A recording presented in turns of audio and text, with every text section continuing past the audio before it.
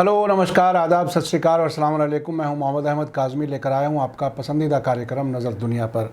हाल ही में अमेरिका के प्रेसिडेंट जो बाइडन ने अफ़गानिस्तान से अमेरिकी फ़ौजियों की वापसी के टाइम टेबल का ऐलान किया है। उनका कहना है कि अमेरिकी और नाटो फ़ौजियों की वापसी 1 मई से शुरू होकर 11 सितंबर को ख़त्म हो जाएगी। इस बीच कुछ ऐसी खबरें भी हैं कि अमेरिका आने वाले कुछ दिनों में कुछ एक्स्ट्रा फ़ौज अफ़गानिस्तान भेज सकता है। बताया ये जा रहा है कि सभी अमेरिकी फ़ौजियों की सही सलामत वापसी अंजाम पाने के लिए कुछ और फ़ौजियों की ज़रूरत है। मेरा समझना है कि मुझे अब भी यकीन नहीं है कि 11 सितंबर तक अमेरिका की सभी फ़ौजें अफ़गानिस्तान से वापस चली जाएंगी। ऐसे मामलात में अमेरिका की हुकूमत हमेशा झूठ बोलती है और कोई ना कोई बहाना बनाकर अपनी फ़ौज ज़्यादा से ज़्यादा मुद्दत तक दूसरे मुल्कों में तैनात रखना चाहती है। बहरहाल 11 सितंबर 2021 को अमेरिकी फ़ौजों को अफ़गानिस्तान में आए 20 साल पूरे हो रहे हैं। ज़रूरत इस बात की है कि ये समझा जाए कि आखिर इन 20 सालों में अफ़गानिस्तान में अमेरिकी और नाटो फ़ौजियों की मौजूदगी से क्या हासिल हुआ, इसका कोई फ़ायदा भी हुआ या सिर्फ नुकसान ही हुआ। क्या सुरक्षा बहाल करने का मकसद जो बताया गया था वो हासिल हो सका? बहुत ही दिलचस्प बात यह है कि 20 साल पहले तालिबान हुकूमत गिराने के लिए जंग शुरू की गई थी और अब 20 साल बाद अमेरिका तालिबान को ही हुकूमत में चाहता है, जिसकी मौजूदा अफ़गानिस्तान हुकूमत मुखालिफत कर रही है। इस एपिसोड में बीबीसी की एक रिपोर्ट और अफ़गानिस्तान के तोलो न्यूज़ की रिपोर्ट को शामिल किया गया है। बहुत कुछ इन्फॉर्मेशन है, आखिर तक ज़रूर देखें। आगे बढ़ने से पहले आपसे गुजारिश है कि अगर आपने अभी तक media star world YouTube channel subscribe नहीं किया है तो सब्सक्राइब कर लें और घंटी दबाना ना भूलें। और अगर आप हमें फेसबुक पर देख रहे हैं तो हमारे पेज को लाइक करें ताकि हमारी हर वीडियो की खबर आपको सही वक्त पर मिल सके। अगर हमारी खबर सच्ची और अच्छी लगे तो अपने व्हाट्सएप ग्रुप, फेसबुक, इंस्टाग्राम और ट्विटर अकाउंट पर ज़रूर शेयर करें ताकि मीडिया स्टार वर्ल्ड की खबरें दुनिया भर तक पहुँच सकें। अफ़गानिस्तान में गैर मुल्की फ़ौजियों की 20 साल की मौजूदगी का एनालिसिस करते हुए बीबीसी ने एक बहुत ही अहम रिपोर्ट छापी है। बीबीसी के एक बड़े जर्नलिस्ट फ्रैंक गार्डनर का कहना है कि 20 साल अफ़गानिस्तान में रहने के बाद अमेरिकी और ब्रिटिश फ़ौज मुल्क छोड़ रही हैं। प्रेसिडेंट बाइडन ने ऐलान किया है कि बचे हुए 2500 से 3500 अमेरिकी फ़ौजी 11 सितंबर तक वापस चले जाएंगे। ब्रिटेन भी अपने बचे हुए 750 फ़ौजियों को वापस बुला रहा है। ये तारीख़ अहम है। अल-कायदा के ज़रिए अमेरिका पर 9/11 हमले को अफ़गानिस्तान की ज़मीन से अंजाम दिया गया था। उसके बाद अमेरिका की लीडरशिप में प्लान्ड तरीके से वहाँ से तालिबान की हुकूमत को हटाया गया और टेम्परेरी तौर पर अल-कायदा को बाहर निकाल दिया गया। रिपोर्ट में कहा गया है कि 20 साल तक मिलिट्री और सिक्योरिटी की बहुत बड़ी कीमत चुकानी पड़ी है, जिसमें पैसा और ज़िंदगियां दोनों शामिल हैं। अमेरिकी फ़ौज के 2300 से ज़्यादा मर्द और औरतों को जान गंवानी पड़ी है और 20,000 से ज़्यादा ज़ख्मी हुए हैं। इसके अलावा ब्रिटेन के 450 फ़ौजियों समेत दूसरे मुल्कों के सैकड़ों फ़ौजी मारे गए या ज़ख्मी हुए हैं। लेकिन सबसे ज़्यादा नुकसान अफ़गानियों को हुआ है। उनके 60,000 से ज़्यादा सिक्योरिटी फ़ोर्स के जवान इस दौरान मारे गए हैं और इससे दोगुनी तादाद में शहरियों की जान गई है। बीबीसी के जर्नलिस्ट का कहना है कि इस सब का अच्छा या बुरा कैसे हिसाब लगाया जाए। सवाल पूछा जाना चाहिए कि क्या ये सब ज़रूरी था। इसका जवाब इस बात पर डिपेंड करता है कि आप इसे कैसे नापते हैं। एक पल के लिए पीछे चलते हैं और सोचते हैं कि वेस्टर्न मुल्क आखिर वहाँ क्यों गए थे और वो क्या हासिल करना चाहते थे। बीबीसी की रिपोर्ट में कहा गया है कि 1996 से 2001 तक 5 सालों में टेररिस्ट ग्रुप अल-कायदा अपने लीडर ओसामा बिन लादेन की लीडरशिप में अफ़गानिस्तान में ख़ुद को कायम करने में कामयाब हो गया। उन्होंने एक्सट्रीमिस्ट ट्रेनिंग कैंप बनाए जिसमें कुत्तों पर जहरीले गैस के इस्तेमाल जैसे भी काम शामिल थे। इसके बाद दुनिया भर से लगभग 20,000 जिहादियों की भर्ती की गई और उन्हें ट्रेनिंग दी गई। उन्होंने ही 1998 में कीनिया और तंजानिया में अमेरिकी एम्बेसियों पर हमले किए जिसमें 224 लोग मारे गए। इनमें ज़्यादातर अफ्रीकी शहरी थे। अल-कायदा अफ़गानिस्तान में आसानी से काम करने की सलाहियत रखता था क्योंकि उस वक्त तालिबानी सरकार उसे तहफ़्फ़ुज़ देती थी। सोवियत रेड आर्मी के वापस लौटने के बाद में तबाह कर देने वाले सिविल वार के बाद के बरसों में तालिबान ने 1996 में पूरे मुल्क पर कंट्रोल कर लिया था। अमेरिका ने अपने सऊदी दोस्तों के ज़रिए अल-कायदा को बाहर निकालने के लिए तालिबान को मनाने की कोशिश की, लेकिन उन्होंने इनकार कर दिया। फ्रैंक गार्डनर आगे लिखते हैं कि सितंबर 2001 में 9/11 के हमलों के बाद इंटरनेशनल कम्युनिटी ने तालिबान को हमले के लिए जिम्मेदार लोगों को सौंपने के लिए कहा, लेकिन फिर से तालिबान ने इनकार कर दिया। फिर अगले महीने अफगानों का एक तालिबान मुखालिफ ग्रुप, जिसे उत्तरी गठबंधन या नॉर्दर्न अलायंस कहते हैं, अमरीकी और ब्रिटिश फ़ौज की मदद से काबुल की तरफ बढ़ा। अमेरिका और ब्रिटिश फ़ौज ने तालिबान को हुकूमत से हटाकर अल-कायदा को पाकिस्तान के बॉर्डर पर जाने के लिए मजबूर कर दिया। फ्रैंक गार्डनर कहते हैं कि इसी हफ्ते एक सीनियर सिक्योरिटी एक्सपर्ट ने बीबीसी को बताया है कि उस वक्त से अफ़गानिस्तान की ज़मीन से एक भी कामयाब इंटरनेशनल एक्सट्रीमिस्ट हमला नहीं हुआ है। इसलिए इंटरनेशनल एक्सट्रीमिज़म के नज़रिए से वेस्टर्न फ़ौज की अफ़गानिस्तान में मौजूदगी अपने मकसद में कामयाब रही है, लेकिन यकीनी तौर से इसे सिर्फ इस तरीके से समझना बहुत सीधी बात होगी और ये अफ़गानिस्तान के फ़ौजी और आम लोग जो अपनी जान गंवा चुके हैं और अब भी गंवा रहे हैं, उन्हें नज़रअंदाज करना होगा। Research group action on armed forces violence के मुताबिक 2020 में दुनिया के किसी भी मुल्क के मुकाबले में विस्फोटक उपकरणों यानी धमाकों वाले हथियारों से मारे गए सबसे ज़्यादा लोग अफ़गानिस्तान के थे। अल-कायदा, इस्लामिक स्टेट यानी IS, जिसे दाइश भी कहा जाता है, और दूसरे टेररिस्ट ग्रुप ख़त्म नहीं हुए हैं। वेस्टर्न फ़ौजों के जाने की खबरों से उनमें गर्मजोशी पाई जाती है और अब वे और बेहतर तरीके से इकट्ठे होने की कोशिश में हैं। फ्रैंक गार्डनर आगे लिखते हैं कि साल 2003 में वे अमेरिकी फ़ौज के 10 माउंटेन डिवीज़न के साथ पक्तिका सूबे के एक दूर दराज फायर बेस पर एम्बेडेड जर्नलिस्ट के तौर पर मौजूद थे।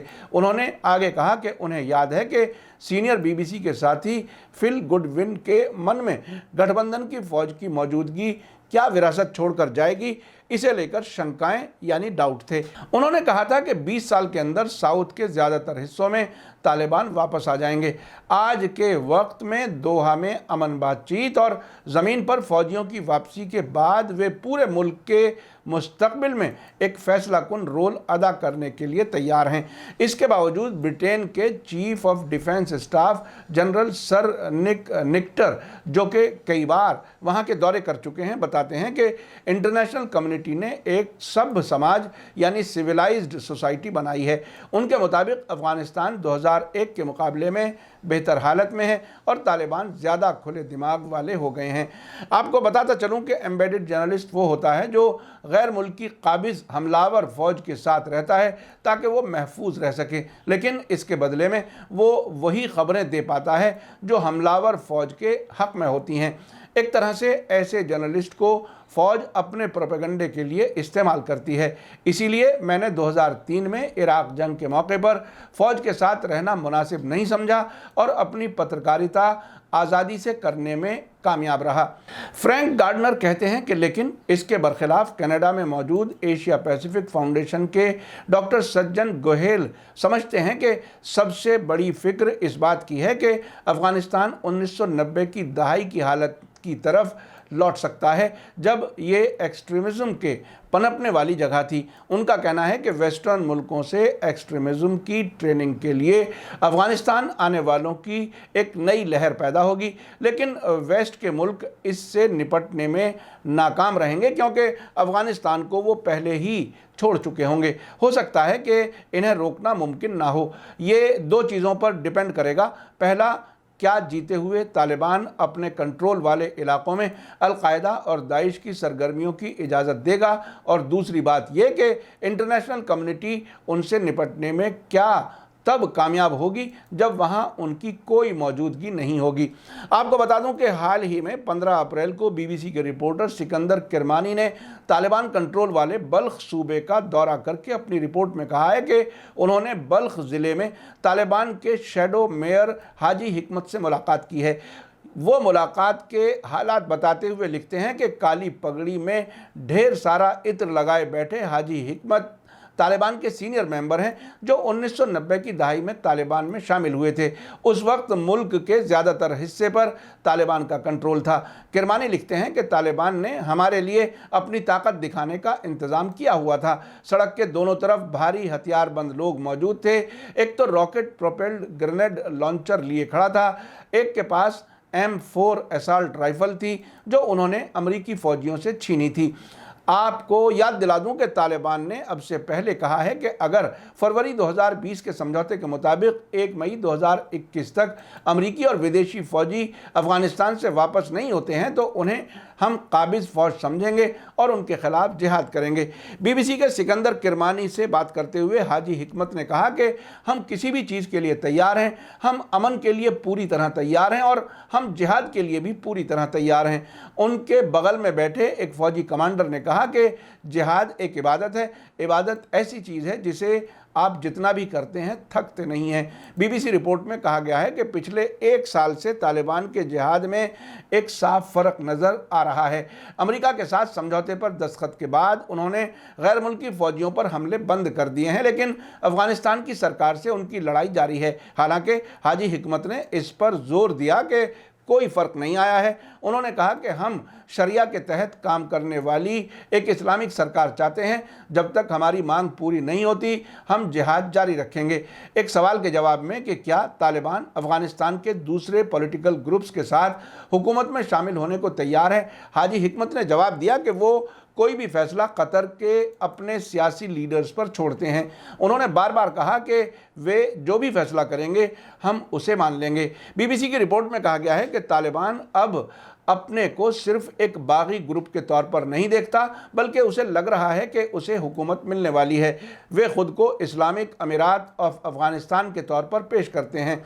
इस नाम का इस्तेमाल उन्होंने 1996 में किया था जब वे हुकूमत में थे, लेकिन 11 सितंबर 2001 के हमले के बाद तालिबान को हुकूमत से हटा दिया गया था।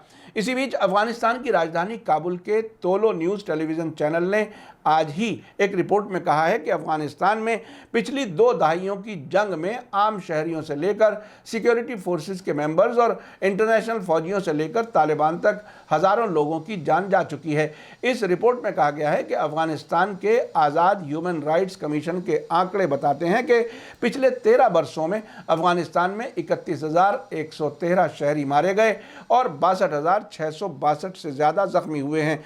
इस कमीशन ने तालिबान को ज़्यादातर ख़तरनाक हमलों के लिए जिम्मेदार ठहराया है। मरने वालों में 4,393 बच्चे और 2,801 औरतें शामिल हैं। AIHRC कमीशन के स्पोक्सपर्सन ज़बीहुल्लाह फरहंग ने कहा कि हम जंग बंदी का ऐलान करने, अफ़गान लोगों की मांग की इज्जत करने और आइंदा वायलेंस से बचने के लिए तालिबान और अफ़गान सरकार दोनों को अपील करते हैं। इस बीच अमेरिकी डिफेंस मिनिस्ट्री पेंटागन ने अफ़गान जंग में मरने वालों और ज़ख्मियों के बारे में आंकड़े जारी किए हैं, जिसके मुताबिक पिछले 18 वर्षों में अमेरिकियों, अफ़गान सिक्योरिटी फोर्सेस, तालिबान और दूसरे टेररिस्ट ग्रुप्स के बीच कुल मिलाकर 1,57,000 लोगों की मौत का अंदाज़ा लगाया गया है। पेंटागन के दस्तावेज़ों से पता चलता है कि तकरीबन 43,074 अफ़गान शहरी, 64,124 अफ़गान सिक्योरिटी फोर्सेस के मेंबर्स और 42,100 तालिबान लड़ाके अब तक मारे जा चुके हैं। इसके अलावा 2001 से 2019 के बीच 7,295 विदेशी, उनमें से 3,814 अमेरिकी प्राइवेट सिक्योरिटी मेंबर्स, 1,145 अलायंस फौज के मेंबर्स और 2,300 अमेरिकी फौजी जान गंवा चुके हैं। अफगानिस्तान में यूनाइटेड नेशंस मिशन के आंकड़े बताते हैं कि 2007 से 2020 के बीच 41,622 शहरी मारे गए और 59,665 लोग जख्मी हुए हैं। आपने देखा कि अमेरिकी और दूसरे वेस्टर्न मुल्कों का तीसरी दुनिया के मुल्कों को तबाह करने का कितना खतरनाक प्रोग्राम होता है। जो अमेरिकी और नाटो फौजी 2001 में तालिबान की हुकूमत के खिलाफ आए थे, अब उन्हीं मुल्कों की तरफ से कहा जा रहा है कि तालिबान को ही फिर से हुकूमत दे दी जाए। अमेरिका में ये बात बहुत आम है कि उनकी फॉरेन पॉलिसी परमानेंट दोस्त या दुश्मन पर यकीन नहीं रखती, बल्कि जब जो भी उनके नेशनल इंटरेस्ट यानी राष्ट्र हित में होगा वही फैसला किया जाएगा। उस वक्त उनके नेशनल इंटरेस्ट में तालिबान को हुकूमत से बाहर करना था और अब तालिबान को फिर से हुकूमत में बिठाना उनके नेशनल इंटरेस्ट में है। इस सब के बीच आम अफगान मारा गया और मुल्क तबाह हुआ और दुनिया को बेवकूफ़ बनाया गया। अमेरिका के मुताबिक इस जंग में उसने $1 खरब खर्च किए हैं और 23 से 24 हज़ार फौजी मारे जा चुके हैं। मैंने आपको पहले भी बताया था कि सीनियर इंटरनेशनल मामलात के एक्सपर्ट जर्नलिस्ट सईद नकवी का कहना है कि अमेरिका अफ़गानिस्तान से इसलिए अपनी फ़ौज वापस नहीं करेगा क्योंकि वो वहाँ अपने 3 दुश्मनों ईरान, चीन और रूस के बीच में मौजूद है और उनके खिलाफ उनकी कभी भी ज़रूरत पड़ सकती है। वे वहाँ से कभी नहीं जाना चाहेंगे। इसी के साथ मुझे दीजिए इजाज़त। आज का एपिसोड कैसा लगा कमेंट्स में ज़रूर लिखें। थैंक यू, धन्यवाद, शुक्रिया। जय भारत, जय हिंद। मीडिया स्टार वर्ल्ड के और वीडियो देखने के लिए हमारे चैनल को सब्सक्राइब करें और सीधे नोटिफिकेशन पाने के लिए बेल आइकन दबाएं। और अगर हमारी खबर सच्ची और अच्छी लगे तो अपने व्हाट्सएप, इंस्टाग्राम, फेसबुक और ट्विटर अकाउंट पर ज़रूर शेयर करें।